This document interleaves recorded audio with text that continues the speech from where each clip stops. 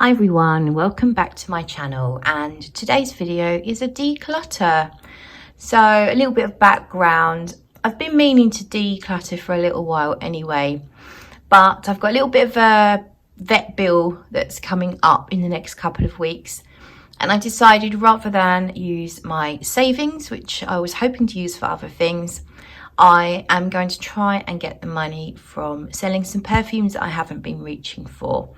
So I don't like keeping hold of things that I'm not really using. So I'm actually getting rid of some quite rare and special things here, I think.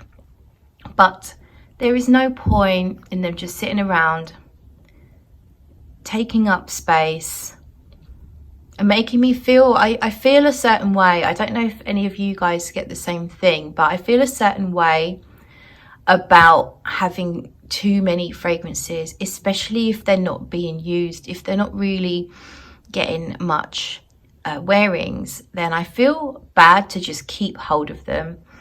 So these are the fragrances I've decided to get rid of, and I'll be selling them on various platforms. In fact, one of them is already sold. So let's begin. We'll start at the front here, I think.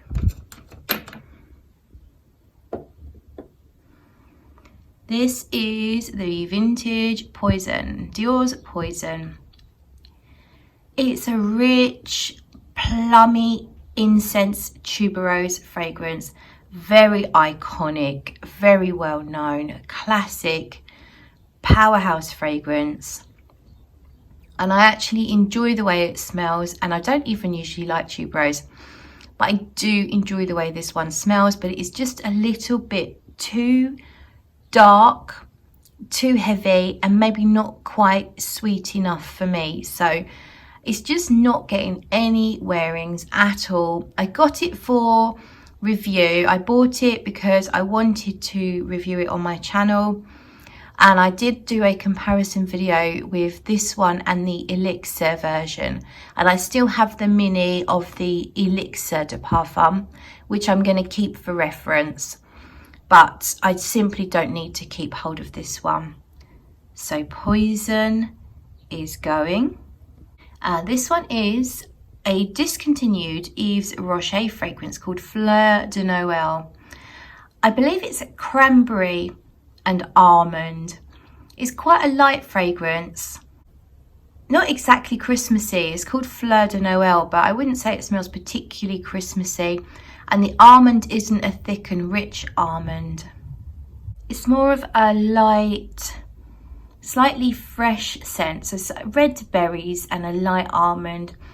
Doesn't do that much in terms of changing on the skin, and it is quite light. So it's just something that I'm not reaching for, so that one is going. And as I say, it is discontinued. It's quite difficult to find, but I've only got half a bottle there or so. But I'd rather just sell it for whatever it's going to get me than keep hold of it. And this is Lolita Lempicka, and this is the Eau de Minuit or Eau de Midnight Couture. So I love this bottle, and I've put this fragrance in a few list videos because it's a great Halloween scent. It's just such a fairy tale style bottle, but even the scent matches that fairy tale feel. There's licorice, there's resins, there's vanilla, violet, a little bit of almond, ivy. This one is not that different from the original Lolita Lempicka Eau de Parfum. I can't tell that much of a difference. And, oh, poor little Smurfy's got skewed. Do you like my naked Smurf, by the way? This one, I just don't reach for it. I think it smells really nice. I think the problem for me is the licorice is a little too intense. And also, it's a fairly linear scent. It doesn't change that much on my skin. And because it's quite a heavy scent, that can bother me a little bit. So this one is simply not getting any love. I'd rather it go to someone who's going to cherish it, which it should be cherished because it's quite difficult to find now. And it is beautiful, but it's just not for me. And this is Jasmine Macarons or Macarons by Kyse Perfumes over in the States. It's a very pretty, rich, vanillic with a slight floral, a slight almondy nuance, almost a touch of a woodsy backbone as well. I think the reason I'm not loving it, and I do like it, it's very nice, but I have a few Kyse perfumes and they do generally go quite heavy on the vanilla. And I also have quite a lot of, in general, quite a lot of heavy vanilla fragrances. So to me, this is still a vanilla fragrance. And I just, with all the other vanillas I've got, this isn't one that I have reached for at all. It smells nice. It's a really lovely, rich and sweet fragrance. But for some reason, it just hasn't drawn me to it. So that one can go. This is my giant bottle of Miss Dior Eau de Parfum. Now, I love my little Miss Dior collection that I've built up. I really love it. And I part of me would like to keep it just because it's such a lovely big bottle. It's 150 mils. It looks fantastic.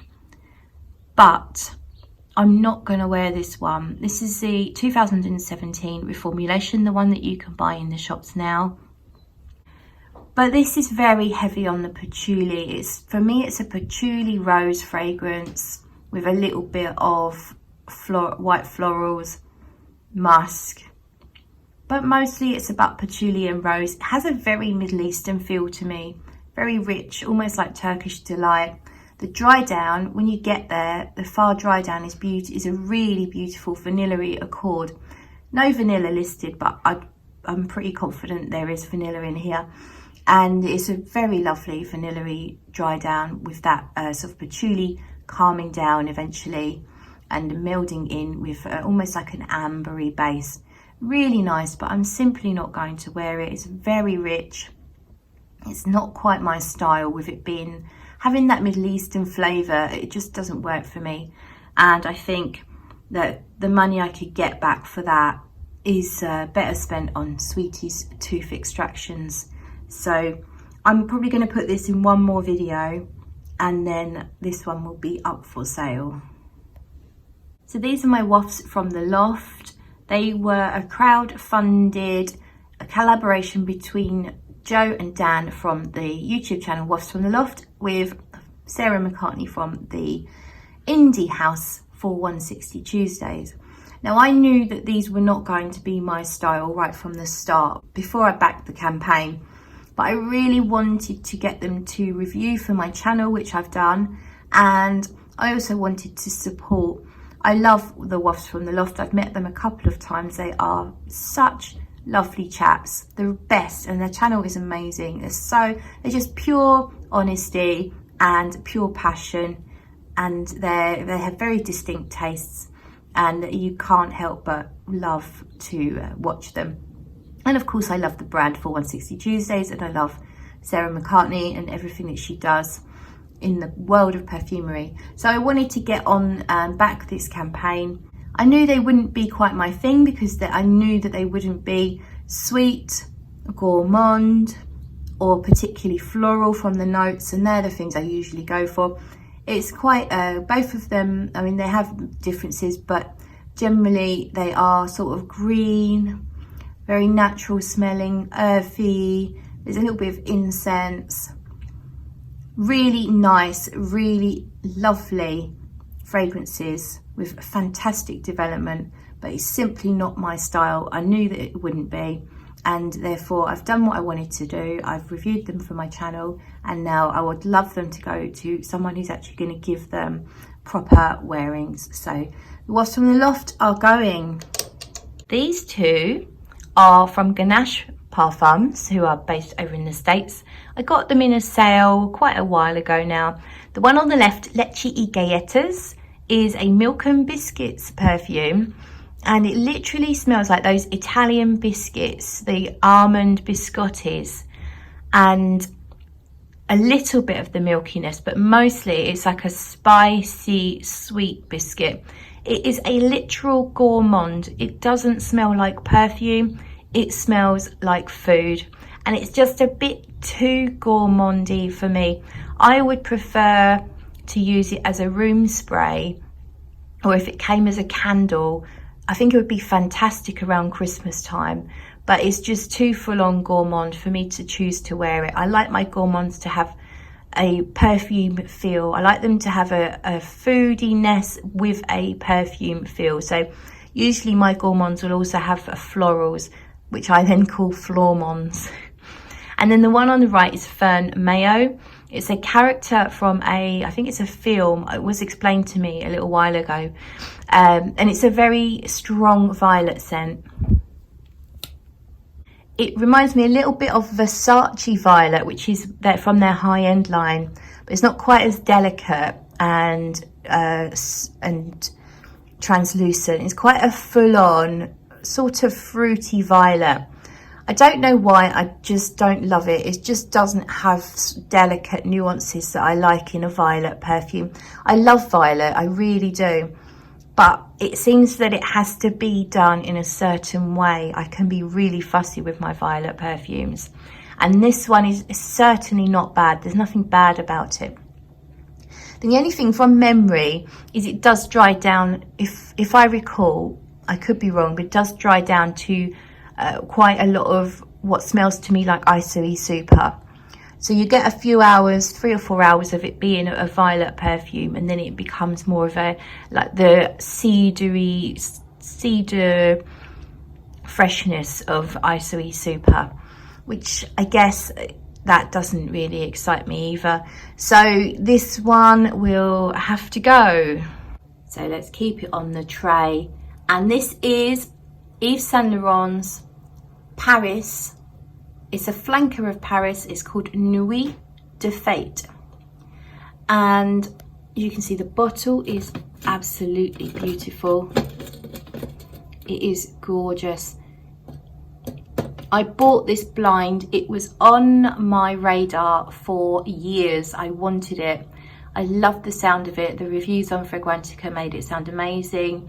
I was expecting a slightly gourmand Paris.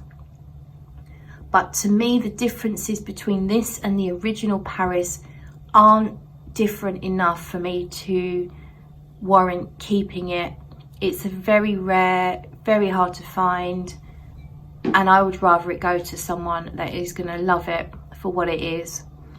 It's not something I'm going to reach for. I'm just going to wear the normal Paris when I want to, which I have upstairs. I've already sold this bottle to a fragrance collector who has thousands of bottles, and she collects them more for the bottle than the juice. So she pretty much has a museum in her house of fragrances, and I thought I'd reach out to her to see if she wanted this one, because I know what an avid collector she is. So she's buying this one from me. Many of you might know her if you're in the UK, Gail. And Gail's having this one. I'll be packing it up and sending it off a bit later today. But Nuit de Fete is, it just smells to me like the original Paris. I haven't taken the time to do a side-by-side comparison, I'm afraid. It's very pretty. It's a rose, violet, soft, powdery, musky, clean scent. A little bit of fresh and sharpness in the opening, but then really soft, lovely rose violet with a soft woodsy element as well. Absolutely beautiful, but I will just use my original Paris and let this go to someone who can truly appreciate it. So that's it. That's all of my perfumes that I'm decluttering. I hope you enjoyed the video, and I will see you in the next one.